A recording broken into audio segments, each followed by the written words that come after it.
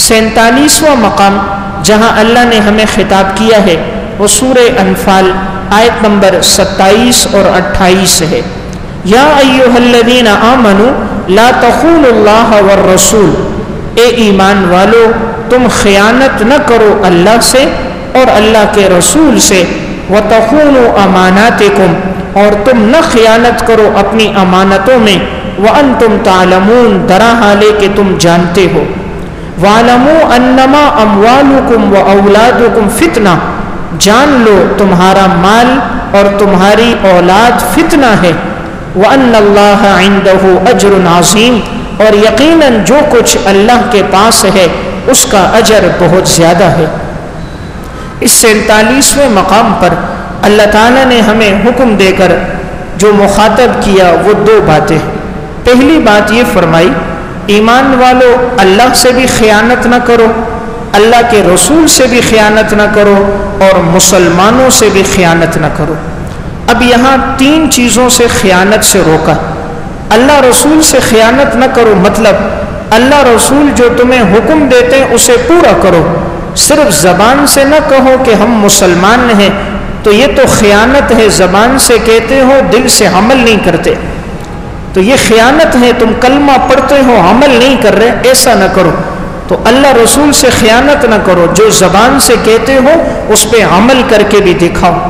لوگوں کے درمیان معاملات میں خیانت نہ کرو، لوگوں سے اگر کسی سے پیسے لو وقت پہ اسے دو، کوئی امانت رکھوائے تو وہ امانت وقت پہ اسے واپس لوٹاؤ، کوئی تمہارے پاس اپنے راز کی بات رکھوائے تو المجالس بالامانہ، راز کی بات امانت ہے، وہ امانت کسی میں خیانت کر کے دوسرے تک مت پہنچاؤ۔ تو اللہ حکم یہ دے رہا ہے خیانت کے گناہ سے اپنے آپ کو بچانا۔ اس لیے حدیث میں لا ایمان لمن لا امانت لہ، جس شخص میں امانت داری نہیں ہے اس کا ایمان نہیں ہے، یعنی جو امانت دار نہیں ہے خیانت کرتا ہے، آپ نے فرمایا وہ شخص مسلمان نہیں ہے۔ آپ صلی اللہ علیہ وسلم نے منافق کی 3 نشانیاں بیان کی، ان میں ایک نشانی کیا ہے؟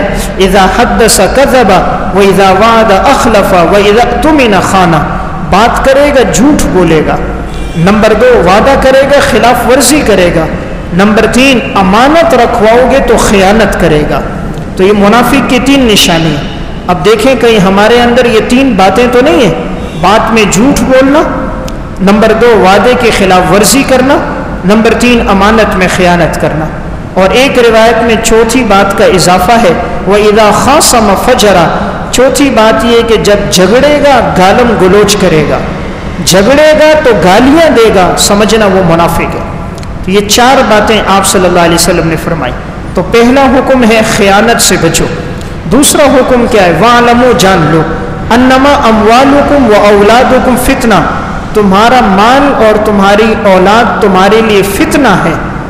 اللہ نے مال اولاد کو فتنہ کہا، آزمائش ہے۔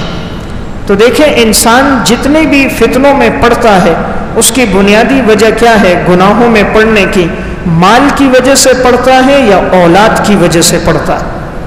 مال کی وجہ سے یا اولاد کی وجہ سے انسان گناہوں میں پڑتا ہے۔ اب ایک آدمی جب شادی کر دیتا ہے، بچے ہو جاتے ہیں، بچوں کی ضرورتیں پوری کر رہا ہے لیکن وہ ضرورتیں پوری نہیں ہو رہی، تو اب وہ کب ہوتا ہے؟ جب انسان شریعت سے ہٹتا ہے تو پھر وہ خیانت کرتا ہے، دھوکہ دیتا ہے، سود لیتا ہے، رشوت لیتا ہے، تو اولاد کی وجہ سے انسان گناہوں کا ارتکاب کرتا ہے۔ اس لیے اللہ نے کہا یہ فتنہ ہے تمہارے لیے، الولد مبخلۃ مجبنۃ، آپ صلی اللہ علیہ وسلم نے فرمایا اولاد انسان کو بزدل بنا دیتی ہے، بخیل بنا دیتی ہے۔ جب تک اولاد نہ ہو انسان اللہ کے راستے میں خرچ کرتا ہے، جہاں بھی کوئی خیر کا کام آئے لگاتا ہے، اولاد ہو جائے پھر بچوں کے لیے سوچتا ہے، میں نہیں ہوں گا بچوں کا کیا ہوگا، پھر اپنے لیے نہیں بچوں کی ساتھ ساتھ نسلوں کے لیے سوچتا ہے، بچوں کا کیا ہوگا، بچوں کے بچوں کا کیا ہوگا۔ اس لیے اولاد ہو تو انسان بخیل ہو جاتا ہے، اللہ کے راستے میں خرچ نہیں کرتا۔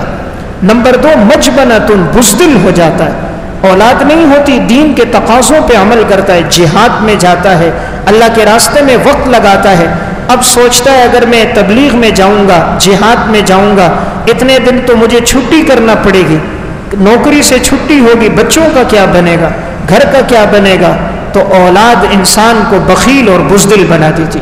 تو قرآن کہہ رہے اس مقام پر ایمان والو، تمہارا مال اور تمہاری اولاد تمہارے لیے فتنہ ہے۔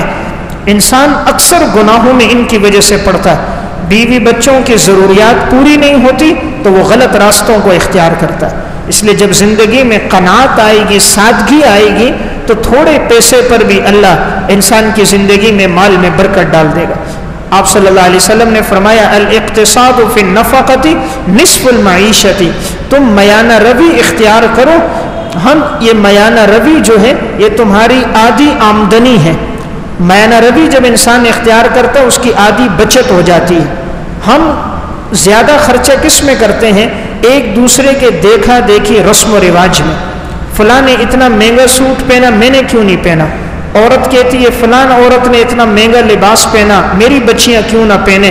تو اب وہ لباس فراہم کرنے کے لیے حلال کے علاوہ حرام راستے میں جانا پڑتا ہے۔ اس لیے اللہ اولاد کو فتنہ کہہ رہا ہے۔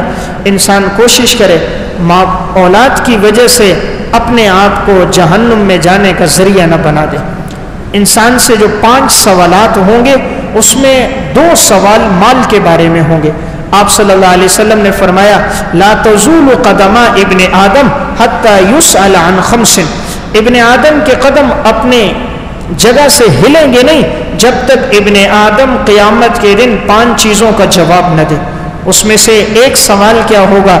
آپ صلی اللہ علیہ وسلم نے فرمایا یہ ہوگا من این اکتسبہ، یہ مال کہاں سے کمایا تھا، وفیما انفقتہ، اور اس مال کو کہاں خرچ کیا تھا۔ ہر چیز کے بارے میں ایک ایک سوال ہے، مال کے بارے میں 2 سوال ہیں، کمایا کہاں سے تھا، خرچ کہاں کیا تھا۔ زندگی کے بارے میں سوال ہوگا، ہم نے تجھے جوانی دی تھی، اس جوانی کو تو نے کہاں لگایا تھا، تو نے اپنے علم پر عمل کتنا کیا تھا، موت کا خوف تیرے دل سے کیوں نکل گیا تھا۔